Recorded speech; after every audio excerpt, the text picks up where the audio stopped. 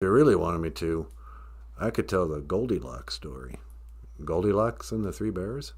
Yeah, get another perspective for a change. You know. Hey, BOOZHOO! How you doing? Welcome back to the show. Makwa Nindijanakaz. Makwa is my name. And if you'd like to support the BOOZHOO NANABOOZHOO podcast, just check out the links in the description. We've got a Patreon page. You can sign up, help us out a little bit every month. We've also got a PayPal page. You can send us some money, like a one-time shot, a little tip. And we also got a GoFundMe page. We're going to raise $8,000. 8,000 big ones. Isn't that right, boss? If you say so.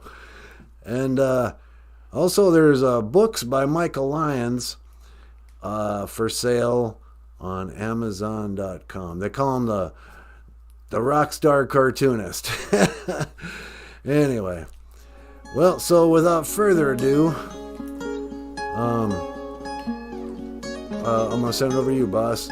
Ladies and gentlemen, please welcome NANABOOZHOO. Take it away. Thank you so much, Makwa. And okay, BOOZHOO. Welcome to BOOZHOO NANABOOZHOO. I am NANABOOZHOO. This is Makwa. Over here, the lovely and talented, get out of here, Natasha. BOOZHOO, Gakina. Hello, everyone. And of course, over there, we got the rockstar cartoonist, Michael Lyons. Ikadon, BOOZHOO, Nietzsche. Say hello, brother. Hello, everyone. Welcome to the show. And, yeah. Welcome to the live stream Ojibwe Language and Culture Podcast. Today is Anima E Gija Good. It is prayer day. Anima E Gija Good. It's the day to say your prayers. Say your prayers, honey. What, are you going to kill me? Yeah, that's what they used to say in the old westerns. Say your prayers. Like the bad guy would just wait. Okay, hold on a second. Before you shoot me. Now I lay me down to sleep. I pray the Lord my soul to keep. If somebody was going to kill me, sweetie, yeah, and they said, say your prayers, I'd say like a really long prayer. Really? Yeah.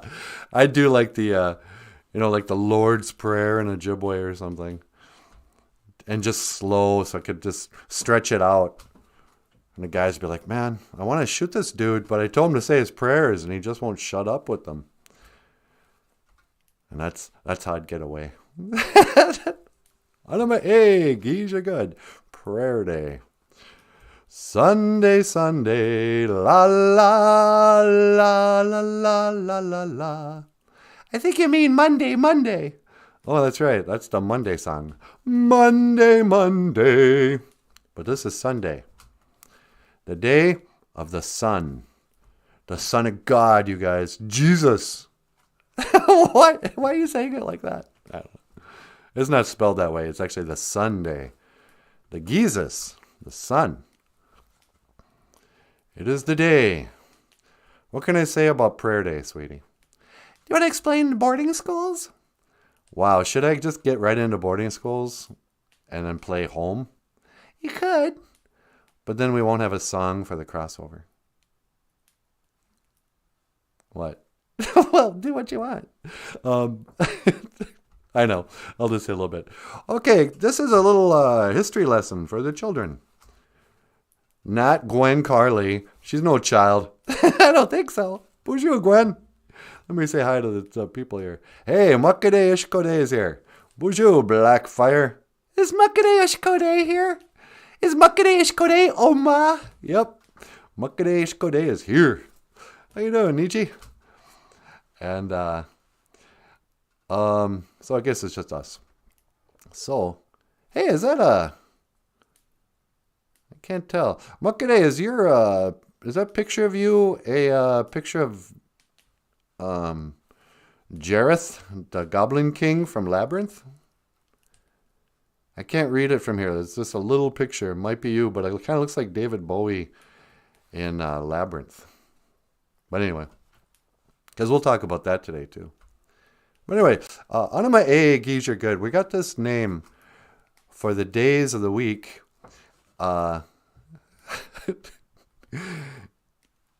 Mukade says, if somebody's going to kill me, I'd be screaming, no, don't kill me. I got kids and a family and a dog and a wife. I like how the dog was mentioned before his wife. Don't kill me. I got this really nice dog. You know, you don't want to make a dog sad, do you? Oh, and I got an old lady too. Don't shoot me. You're going to make my old lady have to go out and find a new man. That ain't right. Say your prayers. And Mukade says, yes. Oh, that's cool. Okay, we're going to talk about Labyrinth later today. But the term Prayer Day came about, I think, back in the days of the boarding school grandfathers. And so for some of the kids, they don't know this yet. There's a little history lesson. You might be wondering, how come we don't speak Ojibwe? I mean, yeah, we know I can count to 10, and I know how to say thank you, Grandma, in Ojibwe. But, you know, you go to some of these schools, and, you know, a little Mexican kid is just fluently speaking Spanish. And, yeah, you know, he speaks English, but, you know, they kept their native tongue. And a lot of these different people, they still speak the language of their ancestors. But how come the Ojibways don't? How come we're speaking English? Well,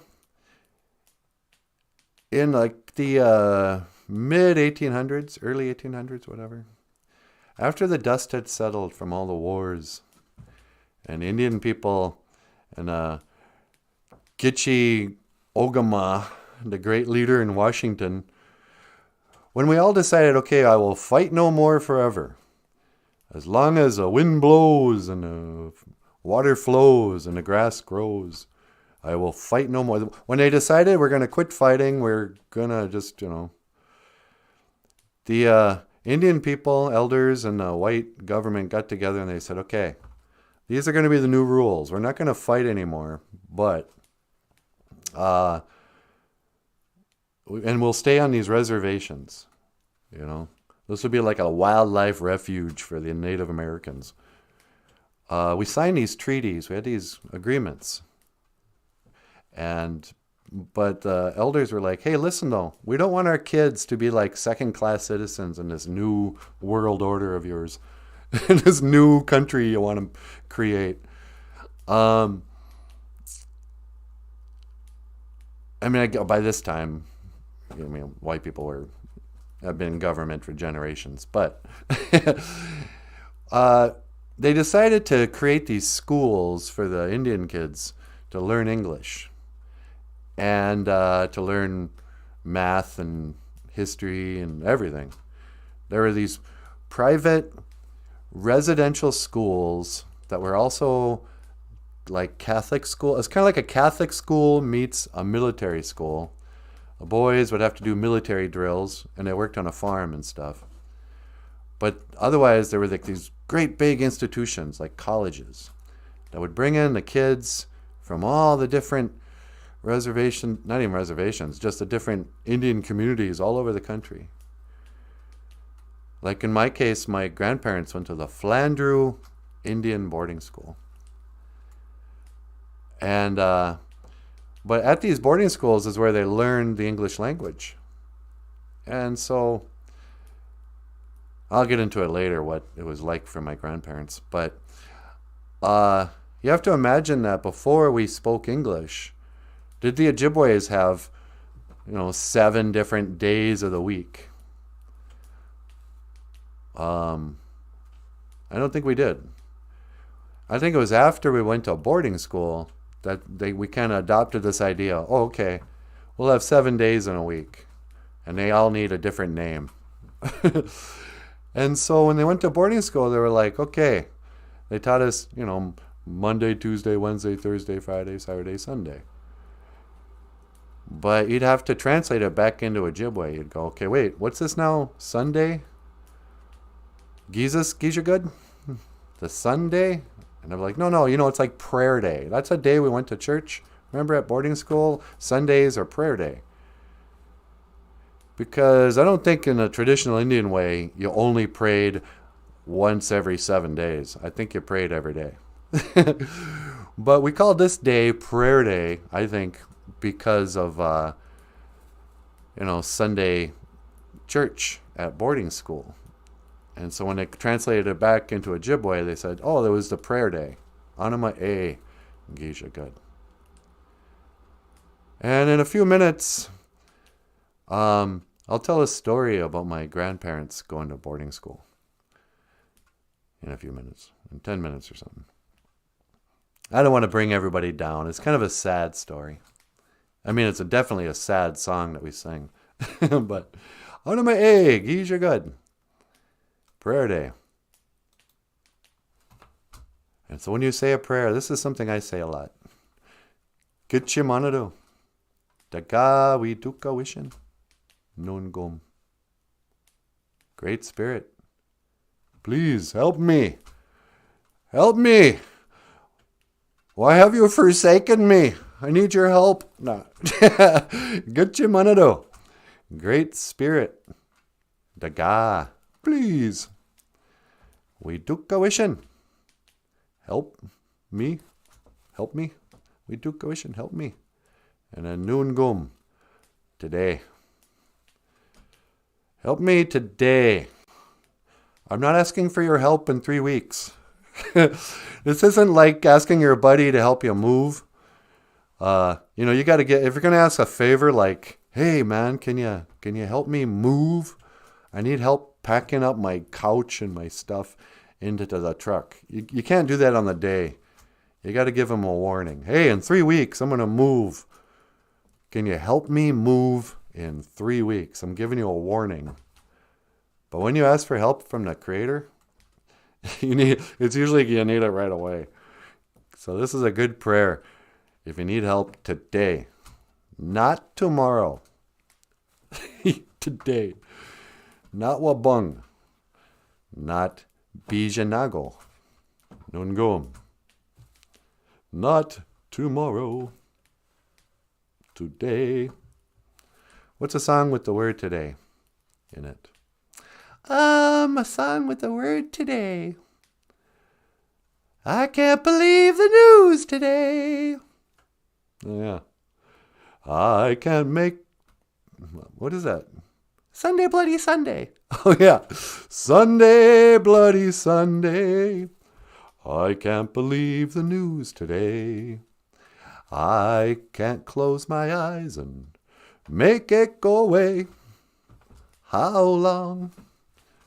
How long will it be? How long will they be fighting the war in Ukraine? Not Yugoslavia, like I wanted to call it. Yeah, you're so dumb. I know. Later on today, we'll get into the serious discussion of war. I'm just glad to have something else to worry about other than COVID. It's a fresh news cycle. Everybody got kind of bored with, okay, what's the latest on your stupid pandemic? And then suddenly all the news guys are like, hey, Russia's invading the Ukraine. Tune in tonight. Or whenever. That's what it used to be like when I was a kid. They give you little teasers, but you'd have to wait until the news came on in the evening. It'd be like, you'd wait, because they didn't have news 24/7. They had news at 6. You want to learn about Russia and Ukraine? Tune in tonight at 6 o'clock. Followed by the news of the sports. And weather. And then some human interest story. Human interest. This has nothing to do with dogs. La, la, la. Makade says, it is. David Bowie is the greatest rock star ever. Yeah. To me, David Bowie was more than a rock star. He's an inspiration. To me, David Bowie he gave a look and a sound and a feel to what it is to be creative, to be an artist. Very suave. I remember when David Bowie died, I was really sad in a weird way. It was kind of like losing a family member or something. Or losing a... I remember thinking David Bowie kind of represented... He was the hero to all of us weirdos. You know, growing up, if you were the kid who, you know, put on eyeliner and, you know, not because you were gay, but just because you wanted to rebel against the rednecks, you know, wearing loud, just whatever, being kind of left of center or whatever, being a weirdo, part of the goon squad. You know, David Bowie was kind of like on our side. He was with us weirdos. We are the goon squad and we're coming to town. Beep, beep. But the problem with your heroes, I learned when you get old. I mean, this isn't the case with Paul Stanley because he's true, you know, role model. That's right, Nanaboozhoo. Yeah. But when it comes to David Bowie, like I'll always love the music because it was the soundtrack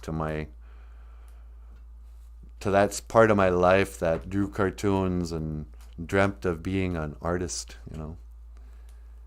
That movie Labyrinth, you know, creating kind of a magical world of music and cool imagery and, you know, imagination. But then, you know, I became a middle-aged guy, and I started to look back on some of the stories of David Bowie that I grew up with. Even the movie Labyrinth. And a book came out not long ago with this lady who, I mean, she wasn't even ashamed or she wasn't mad about it, but she was a groupie. She was a young girl who had relations with a lot of different rock stars. And in the book, she talked about losing her virginity to David Bowie when she was like 13 years old. I was like, what? And she was like, oh, it was so wonderful. You know, it was when he was Ziggy Stardust. And he came in a kimono and he was like, let's take a bath. And big old rock star took a bath and then slept with this 13-year-old girl. And you go, what? How come nobody talked about that? You know, everyone's outraged at Michael Jackson, but meanwhile, David Bowie's, you know. And then the movie Labyrinth comes out. You know. So cool. You know, he was like an 80s rock star vampire guy who could like juggle these glass balls, and he could transform into an owl and then sing songs and just, you know, he had like magic powers in that Labyrinth. You know, it was really a cool, you know, he did a great job with that character. And when I was a little kid, I kind of identified with Jennifer Connelly. Because the movie is kind of about, you know, getting to that age where you get too old for your toys and playing make-believe in that. And also it's perfect for us Bowie weirdos who grew up playing with toys, listening to David Bowie. And then he comes out and hears a story of a little girl who's at that age where she's meant to give up her childish ways or whatever. And then I became an old man. I looked at this and went, holy cow, how old is that girl? Why is this creepy 30 or 40-year-old guy squeezing her so tight? That's not his daughter. And then I started kind of, you know, I don't like all the, you know, sexual tension between David Bowie and Jennifer Connelly in that movie. Jennifer Connelly's way too young. And then I read the script, because this is what kind of a crazy Bowie fan I am. Yeah. I actually read the original screenplay to Labyrinth. Oh, because I wanted to redo it. That's why. I think I was writing a play or something at that time. I don't know. But anyway, so I'm reading the original before they made all the changes to the movie script. And the movie opens up with Jareth, the Goblin King, in the bedroom of 14-year-old Jennifer Connelly, or Sarah, I guess her name was. Turn back, Sarah. Turn back before it's too late. Yeah, no kidding, David Bowie. You better run for your life. There's a grown man in your bedroom. What's he doing? Brushing her hair. In the original movie, Bowie was supposed to be brushing this young girl's hair. No, you keep your hands off that kid. You go with your creepy transgendered wife, I-man, or whatever, Iman, and leave this poor girl alone. So, I mean, I don't know. I'd never heard that he did anything to Jennifer Connelly other than groom her, but I don't know.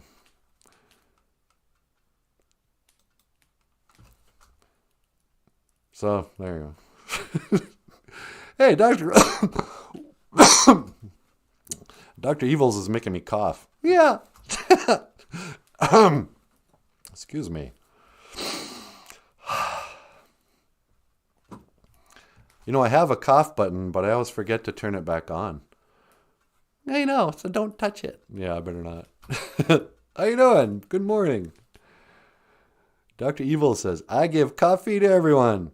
Thank you so much. Thank you for this cup of Makere Mashkiki Wabu. I keep saying it that way. Makere Mashkiki Wabu. Makere Mashkiki. Not Makere Mush. Kiki Wabu. Makere is black. Mushkiki, medicine. Wabu, water. Makere mashkiki wabu. Makere mashkiki wabu. Black medicine water. Coffee. You know. Hey, Surrealist is here. Well, hey, Surrealist. Bonjour. Mino Gigajab. Jefferson Airplane. Today. Do you know Today by Jefferson Airplane? I don't know. The only Jefferson Airplane I know is Jane, you're playing the game you never can win, girl. There's a time for love and a time to let me be, babe. Like a cat and a mouse. Cat and a mouse. From door to door and house to house. Don't you pretend you don't know what I'm talking about. Jefferson Airplane. I remember that song had a great, kind of unforgettable guitar riff beginning. We used to listen to Jefferson Airplane on a jukebox down at the old cafe in LaPorte. Here is a story from my childhood. I grew up in a town not that unlike Mayberry. You think LaPorte's like Mayberry? Yeah, my experience was. I mean, that was before all the methamphetamines came in to the community. But back in the days of the grandfathers. This would have been the 1970s. Early 80s, maybe. I used to play summer baseball. We called it Little League. And in LaPorte, somebody had it together enough to pay two teenagers to be the coaches of this summer baseball team. Nobody cared about us enough to get us baseball uniforms. You know, like usually when summer baseball leagues, they'd have like, oh, here come the Bad News Bears, sponsored by whoever, you know. Here comes the Bemidji. We used to play teams like Vinyl Sash. Like some signage company would sponsor the team, and the kids would show up on a bus in their new baseball uniforms and cleats and matching hats and all this stuff. Our team was made up of just a bunch of rugged small town kids who would ride their bikes by themselves I don't remember any parents dropping off kids, let alone watching our practices or anything, or coming to the games for that matter. But we'd get together every day in the summer to play baseball. And I'd have to ride in with, two kids on our, three of us riding our bikes 3 miles into the baseball practice. And then these two hungover teenagers would come in and swear at us. But we'd play baseball every day. And then once a week or whatever, we'd have a game. And sometimes we'd load up in cars. I guess there had to be some parents who would drive us to the games if it was out of town. But we didn't even have t-shirts. We'd just show up and play in our jeans. I remember I got in trouble at one game because I was wearing a baseball cap, but it was a grain belt beer cap. Really? How old were you? I was like a 5th grader. I didn't know what beer was. I mean, I knew what beer was, but I didn't know grain belt was a brand of beer. It just happened to be a hat that I was wearing. An adult came over. The ref was like, "You shouldn't be wearing that hat." I go, "What's wrong with this hat?" "We don't have uniforms. I'm sorry. I'm wearing sunglasses, hat, grain belt hat, and a KISS t-shirt to play first base. All right." But he said, "Yeah, it's a beer hat." But then they let me do it anyway. So we'd play baseball. And why am I telling the story? Something to do with the song Jane. Oh, right. After practice, we'd get on our bikes. And LaPorte, the school, they used to call it the Hilltopper. All the annuals, all the yearbooks would say Hilltopper, LHS, Hilltopper. Because it was on top of this really steep hill that would go down and connect in with the main highway that was this curve through the little town. LaPorte's really small. It's just got one street, basically. But at, 11 o'clock, noon, whenever we quit baseball practice, you'd see a whole army of kids on bikes, 10 speeds, no helmets. Some of us riding without even holding the handlebars. That was a popular thing when I was a kid. You had to learn to ride your 10-speed without any hands.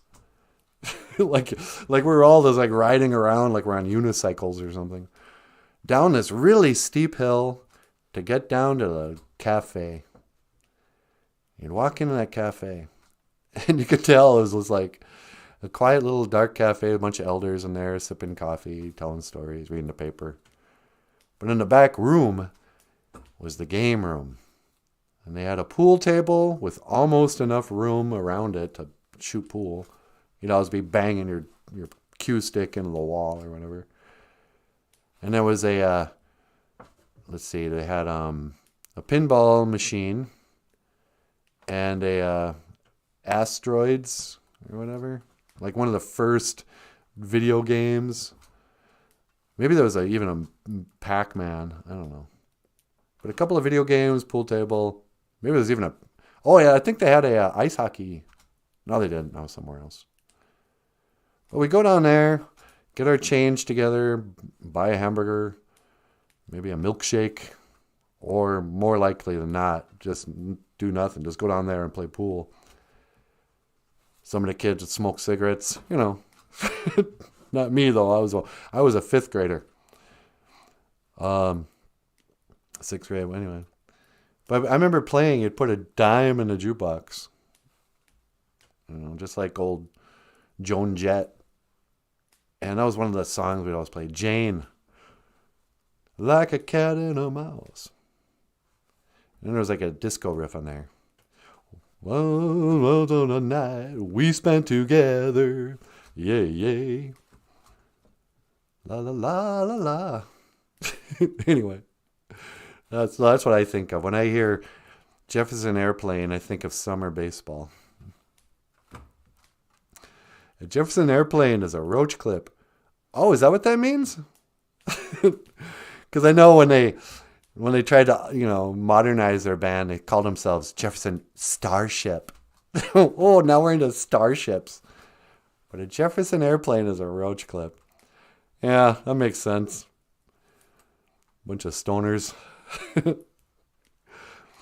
Muckaday says, I liked music from Fleetwood Mac's Rumors album. Yeah, no kidding. I played that music to death. We must be about the same age. Muckety.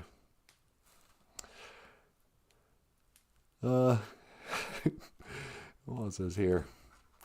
There's a time for love and a time for let me be. Wigglebutt Farms here, sweetie. Who's you, Wigglebutt? What's going on? Welcome to the show. Okay, let's talk boarding schools. Or do I have another Ojibwe word? I think I have another phrase. Miigwech nusana wakwing ebian. Thank you, our Father in heaven. Nus is sort of the old-fashioned, like, old-style way of saying father. Nusana would be everybody's father, our Father. This is how the Ojibways would recite the Lord's Prayer. Nusana wakwing ebian, our Father in heaven, who art in heaven. Miigwech. It's good to think. This is one thing. There's a little advice for the kids. I'm not telling the adults. You guys know how to pray. Let's say you're a little kid watching this. You're like, oh yeah, I believe in our Father in heaven. And yeah, guess what? Sometimes I'm in trouble too. Sometimes I can't get it together and I need some help. But you feel kind of stupid. You go like, what am I going to do? Ask God to send me what? Make me smart enough to pass 6th grade so I don't have to repeat or whatever. Get me out of trouble. Get me a girlfriend. You know, that's stupid. You don't just... He's not a genie. You know, he doesn't just grant wishes. That's not prayer. What is prayer? Well, sometimes if you don't know exactly what you want, and it shouldn't be just about wanting, but you're feeling like you need to connect with the Creator, just start thanking Him for stuff. Say miigwech. And that tells Him the things that you appreciate. You know, I mean, it's weird. I don't know what I'm trying to say here. Like say you got no love in your life. You got nothing left to believe in, nothing to hold on to, nothing to trust, nothing but chains. You feel you've been scouring your conscience. What song is that? This is the sea. This is the sea. You know, things aren't going well, but you need something. Start thanking Him for stuff. Creator, thank you for my life. Thank you for my health. Thank you for the love I have in my life. Thank you for taking care of me, you know. Even though you might feel like you don't have enough money. Thank Him for always providing for you. And then notice, it's like, you know what? I feel like, sometimes I feel like I'm always broke and I never have enough and nobody loves me. But if I thank Him for always providing for me, for giving me so much love in my life, for always protecting me from problems, and you start to look at your life and you go, you know what? He does do that. And it kind of tells Him, hey, keep it up. And then maybe He'll go, you know what? Yeah. These are the things He really appreciates. You know what I'm going to do? I'm going to send Him that girl He's been waiting for. You know, I'm going to open that door of opportunity because he's ready or something. Or she's ready. I don't know. But the trick is not to just focus on... This is what they say in the Law of Attraction. The Law of Attraction, that book? Yeah, The Secret. Total nonsense, but some of it's true. They say don't focus on what you don't have. Like even if you're constantly thinking about, oh, I wish I had more money. I never have enough money. I never have enough money. I don't have any money. Then the universe, Creator kind of goes, yep, look at this. You have no money. It keeps bringing you not enough money. Hey, guess what? Your car just broke down. That's going to be expensive. Oh, yeah, you made a little money there, but now you got to pay for the plumbing. It's going to wipe you out, or whatever. But when you focus on what you have or what you want, the secret, the law of attraction says, pretend you already have that thing. Just pretend. Thank the Creator for the thing you want, and then the thing you want will come. And maybe quickly. It might just, in a weird way. Like I remember when we were doing this show, it was just one inspiration after the next. As soon as I would think of, hey, that'd be kind of cool for me to do, what if I did I'll do a 3-minute video teaching the word for coffee. But how do you spell medicine in Ojibwe? And I would, just within my reach, be like, oh, here's that, that dictionary. I didn't have to go look for the dictionary. I didn't have to get online and look it up. It just happened to be within my reach. And then just something else I needed. Everything I needed happened to be there, or I just suddenly had it. Almost magically. Even the money kind of came in right at the time when I just started thanking. Like, some of you know the story already, but it was about 2 years ago now. When we started our GoFundMe campaign. I prayed, and I didn't like asking. I was like, can I please somehow just do the show instead of having a job? I'm not even asking for me to do this part-time. I want to do this full-time. If there's some way I can do this without having to go to a job, please help me. I really appreciate being able to do this. And I was kind of just thanking him. And every day I was sort of pretending like this was the job, even though we had no money to do it. Just showing up and doing it. And a little voice it was inspiration. It wasn't a voice I heard. It was an idea came to me. GoFundMe. And I looked it up. What is this GoFundMe? And looked into it. And 20 minutes later, I had my own GoFundMe page. 2 days later, I had $2,000 in the bank. It's like, what? Oh, okay. That was easy. So prayer is connecting with God. They say in that book, the Gagikwe Mazine Igun, in the Preach book in the Bible, that the Creator already knows your heart. You don't have to get real specific. Start thanking Him for everything you have. Get in a mindset of gratitude. And even the things that are making you sad, start thanking Him for the part that isn't sad about it. Like say your cat died. Your favorite pet, your best friend is dead. Your old cat, your one constant in your life, died. And you're all sad and you're grief-stricken. And you just want that pain to go away. You're not even asking for your cat to come back to life. Well, thank the Creator for how much grief you have healed from. Even if you're still sad, you're not as sad as you were the day he died or she died. So say, Nusana wakwing ebian. Our Father in heaven, miigwech. Thank you for carrying me through the grief I had for losing my pet. I'm still heartbroken, but I'm not as bad. So thank you for that much. And then watch how the blessings will kind of, He'll heal you more. He'll bring another cat in your life or something. Things will work out. It's going to be okay, by the way. That's all I'm saying. How do I know? Wisdom. Nibwako in. He got the Nibwako in. I got the Nibwako in. Wisdom. Anyway. Okay. Before I turn this over to Natasha, I was talking about Anima E Gijagud prayer day, right? A boarding school term, really. Back in the days of the grandfathers. Okay, these are Michael's grandparents. It gets weird when I try to tell stories. Here's a song about Michael's grandparents. that Michael wrote about his grandfather running away from boarding school. So the Flandrew Indian Boarding School is in Flandrew, South Dakota. It's still a school.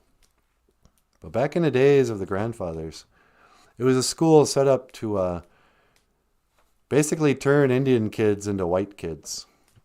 When you showed up, you weren't allowed to speak your language at all. You had to speak English, even if you didn't know it. It was full-on immersion school. And they took away your clothes and gave you a uniform. And they cut your hair. And they gave you a new name. Especially back in the early days. The original boarding school kids, I mean, they would show up, you know, like never having heard English. By the time Michael's grandparents got there, you know, they spoke English already.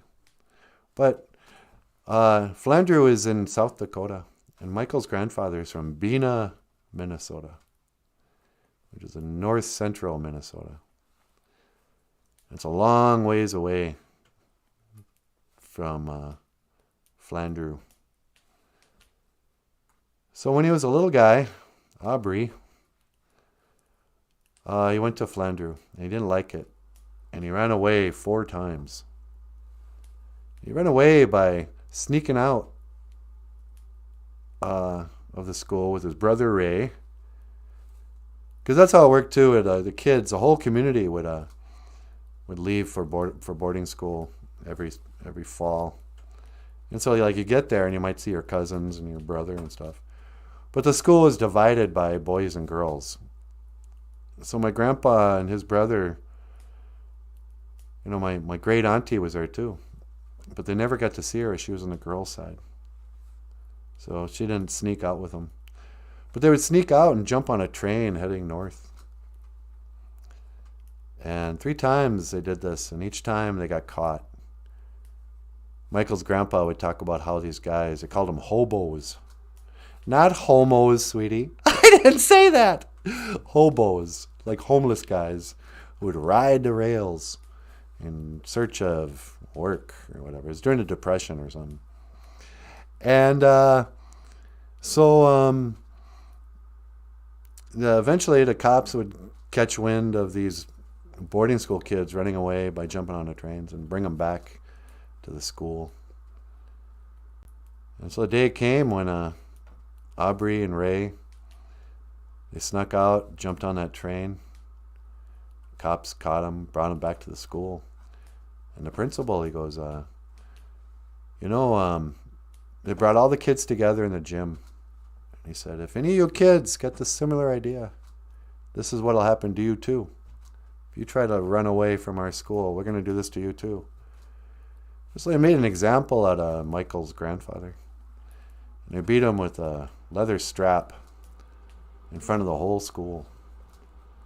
So, not to be deterred, Aubrey, next day or a week later or something, he does it again. Only this time he doesn't sneak out. He used to tell a story. He'd be like, he was sitting in a class and he looked up and he saw a whippoorwill, a type of bird, sitting on the windowsill, which is uncommon for whippoorwills. But he was right up there and looking into the room. And Michael's grandpa, Aubrey, he said, you know what, that bird's got the right idea. And he closed his book and he got up and he started walking out. And the teacher looked at him and he said, where do you think you're going, boy? And Aubrey said, I'm going home.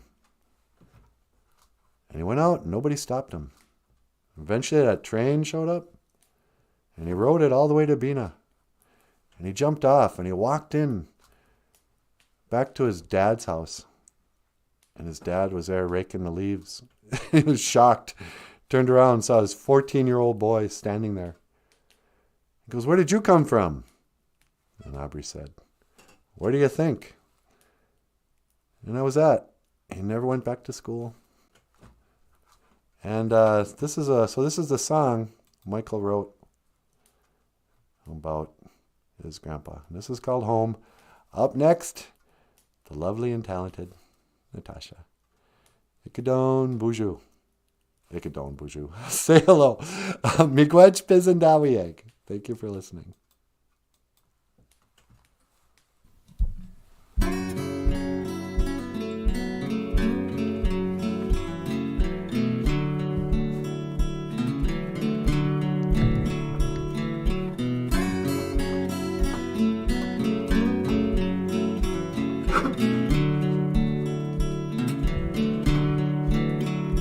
I was born in 1913 in the storm of 1913. But then at boarding school, I was nobody's fool. Down at Flandrew, I grew madder every day. That's why I had to run away. 'Cause this is no way to live. And I wanna go home.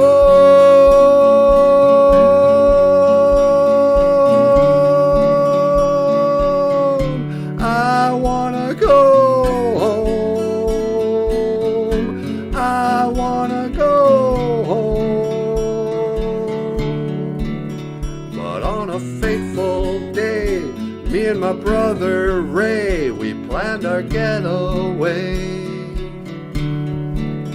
If we can make it to them tracks, we won't be coming back. We're gonna hop a train. I thought we got away,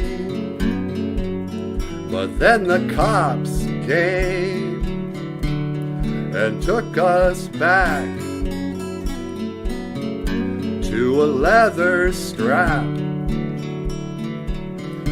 But I wanna go home.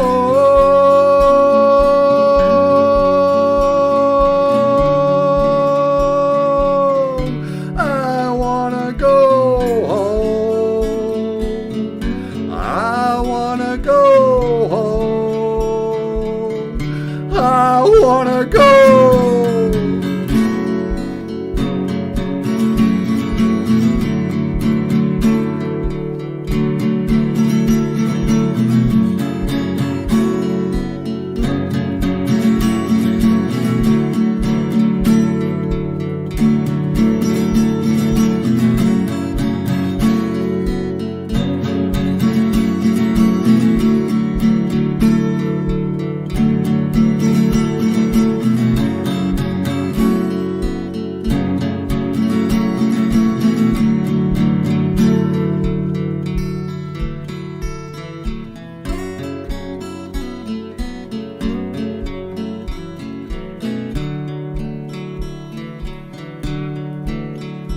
I remember it still. I saw a whippoorwill out on my windowsill. How could I sit still? So I got right up and I walked right out. The teacher said to me, "Where do you think you're going?" Boy, I said I'm going home.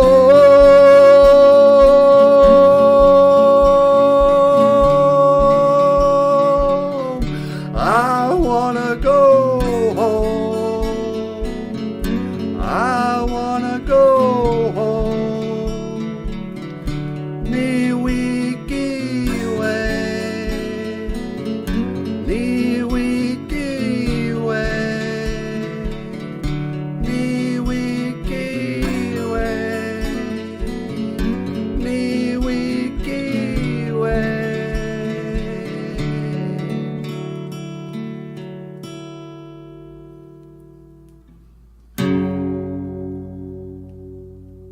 Oh, Giwe, home.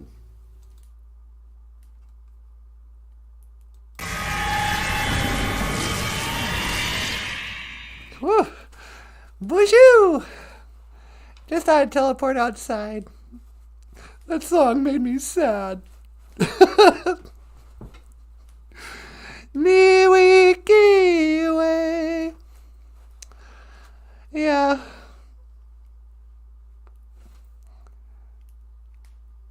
It's amazing. Like, it's still cold. I think it's like 8 degrees or something. But because it was so freezing over the week, over this last week, like being 30 below again, now it feels nice out here. Anyway, how you guys doing? I was going to just say a little prayer. Go grab some tobacco. Some Asema.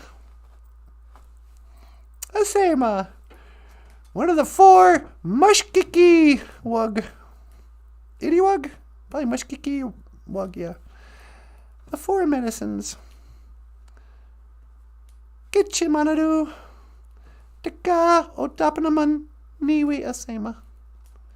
Great Spirit, please accept my tobacco.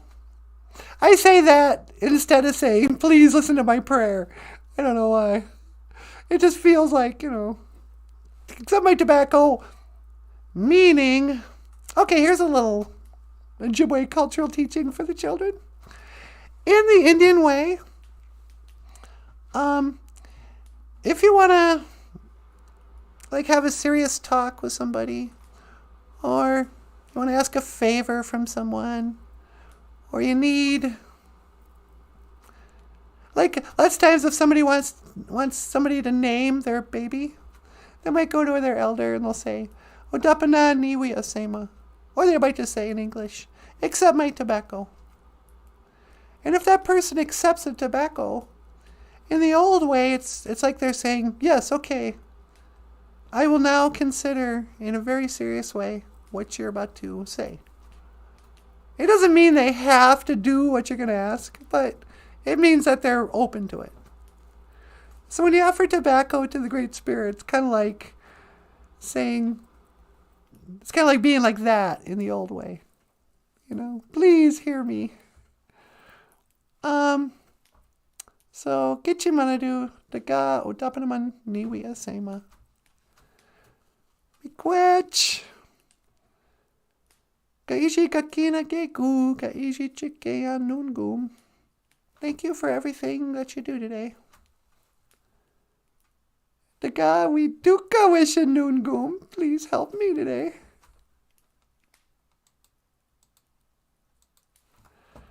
Daga, we duka wish a nungum. Great Spirit, please help me today. Miigwech for getting me through the winter. I hope it's over. I mean, I know the people not from Minnesota that look at, what are you talking about? There's 4 feet of snow and it's 8 degrees. It's winter.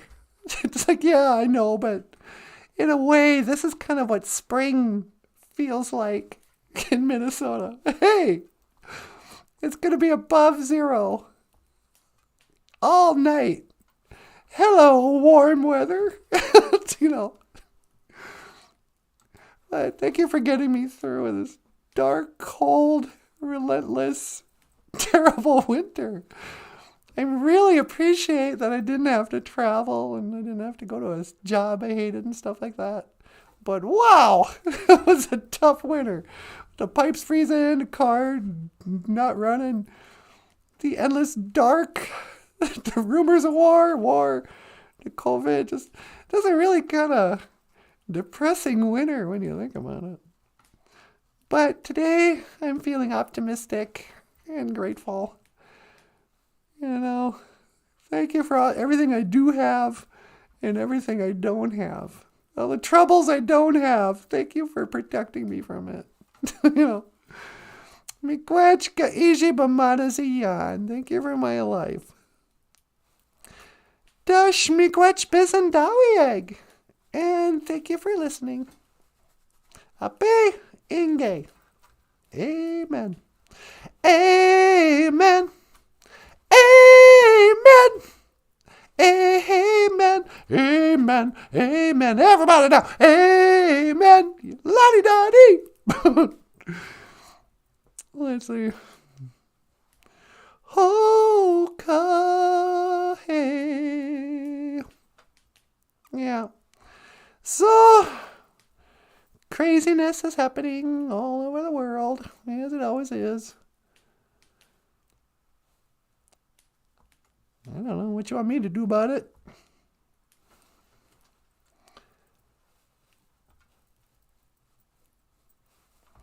There's a star, man waiting in the sky.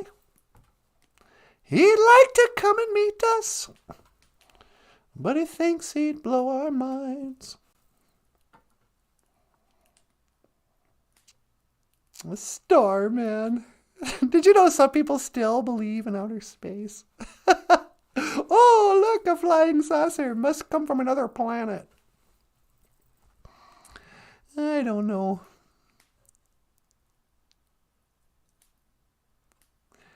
It's going to be a pretty day. Well, I guess I should go back. I don't think Kichimanadu is going to talk today. Okay, BOOZHOO. Hi, sweetie. Hey, you ready to come home? Yeah. Would you pick me up? You got it. Hang on, I'm scanning for your coordinates. All right. 1 to teleport. Make it so, number 1. Nah.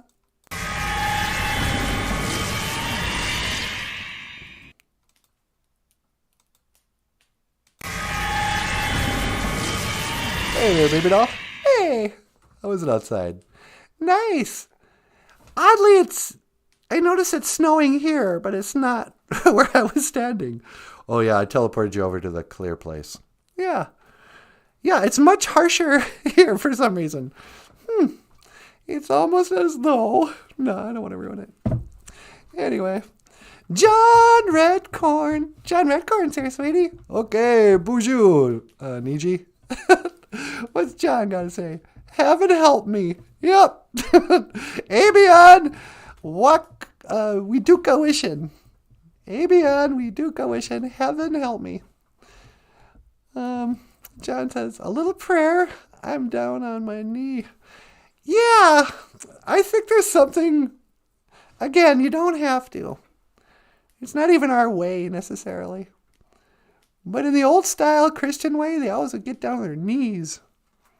You know, kind of like how the Muslims will get down on their knees and put their forehead on the ground. That's a pretty serious prayer pose.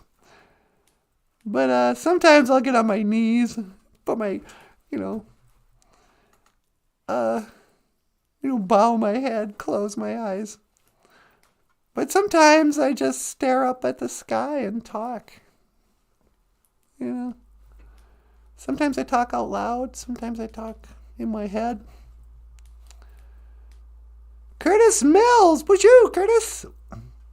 And Shirilla says, Miigwech Gichimanadu for giving Aubrey and Ray the strength and bravery of an Okichida. Hoa, yeah. Miigwech Gichimanadu. I know this is, how many years later? 80? 90?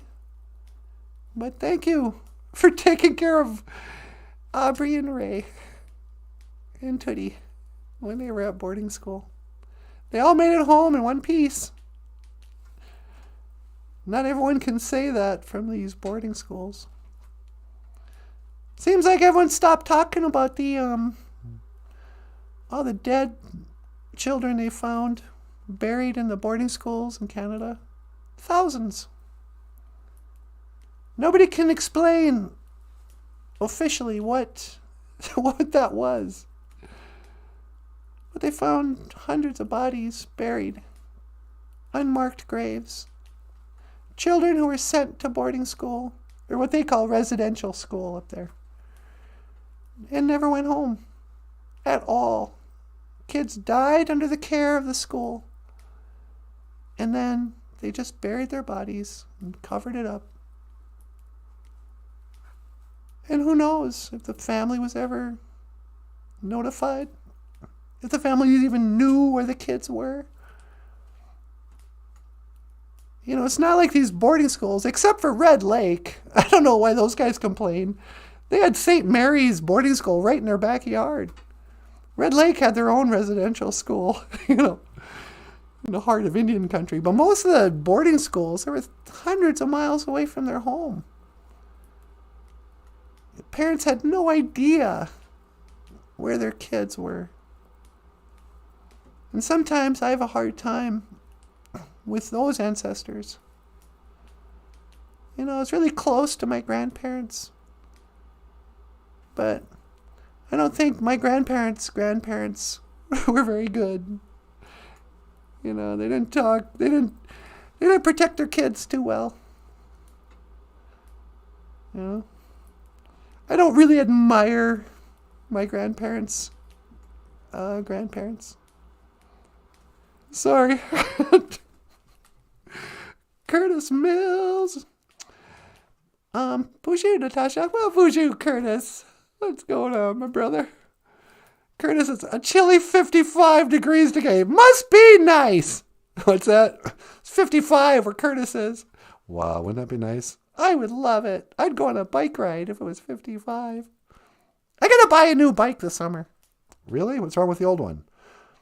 The tires go flat every time you go on a bike ride. And I got all this sentimental connection to my bike because I had it when I was in college. But the thing weighs like 100 pounds. And I'm guessing those new bicycles, like get a nice one with an alloy frame or some lightweight thing, I could probably ride much farther and better. Like, I know I'm getting older and my legs are getting weak, but man, it seems like it's hard to ride that thing. I see these old fat guys cruising around on their bicycles. Oh, I went 30 miles today. I'm like, what? How?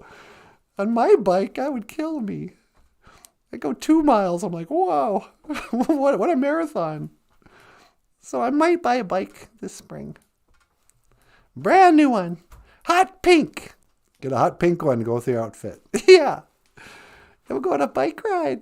All right, I'll get a new bike too. Okay. Sunny day. Gwen Carly, BOOZHOO, Gwen, says, that's funny. I just bought the Rumors album. You just now bought the Rumors album? Where have you been? And if you don't love me now, you can buy this album in 40 years.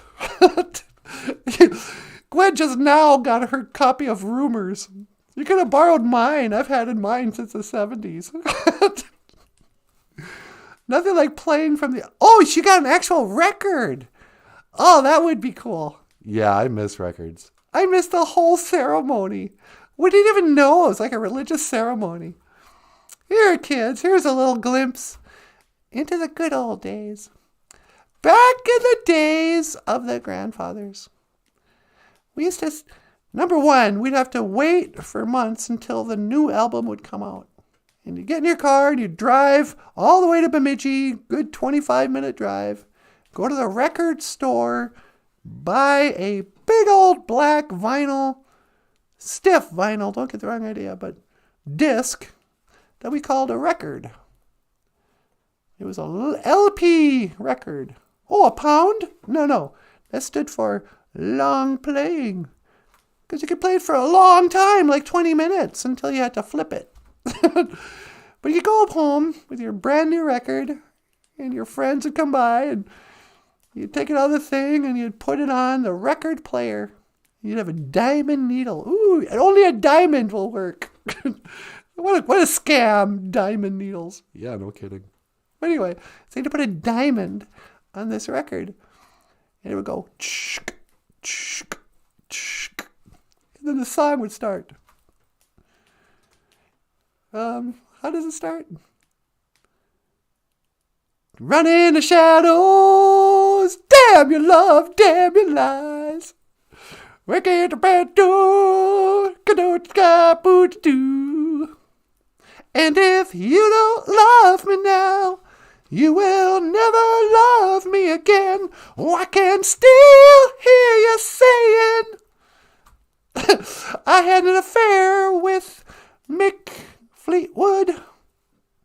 Or no, that would be from... You can still hear me saying, I've got a addiction. Got a cocaine addiction. I'm gonna blow a hole in my face if I don't quit with the cocaine addiction, says Stevie Nicks.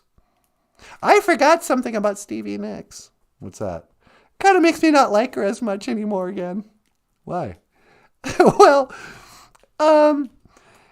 Stevie Nicks is one of these proud abortionists. Really? Yeah. She said she's never had any children. And she's grateful that she had an abortion. Because she said, if I had had that child, I never would have had the career I had. And we're all supposed to stand up and applaud for, yeah, that was a good choice. Because you know, what? There's no such thing as a singer who has a baby?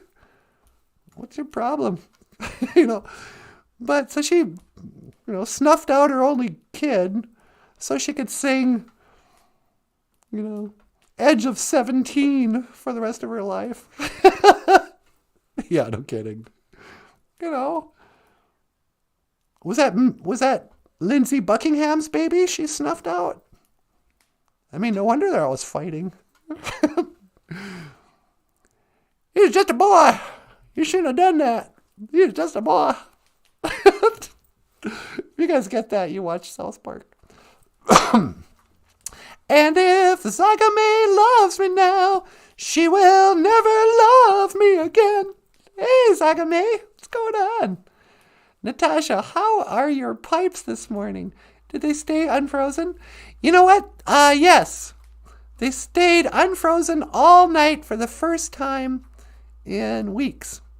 Even yesterday, 2 nights ago, it got to be 30 below. And so we just stayed up all night, running the water, dumping the water, just kind of monitoring, because the pipes would freeze in 15 minutes. You'd run the water for a while, and then shut it off and go fall asleep or something, come back. 15 minutes later, and it kind of already started freezing. So yesterday morning, it only got to be like 1 below for an hour or something. And sure enough, it froze again. Had to pull out the hairdryer and thaw out the pipes. And there's a whole system I won't bore you with. But I'm always afraid that's what we were doing before they broke. Gotta be careful when you're thawing pipes. You might burst them. But they thawed out all day long. The water ran fine. Still didn't do the dishes. I gotta do that. Yeah, I know, we're slobs. I know, it's the worst. But this morning, I'm getting up every couple hours to pee these days. I don't know why. I don't know what that is. This time of year, I gotta pee a lot. And I'm super dry.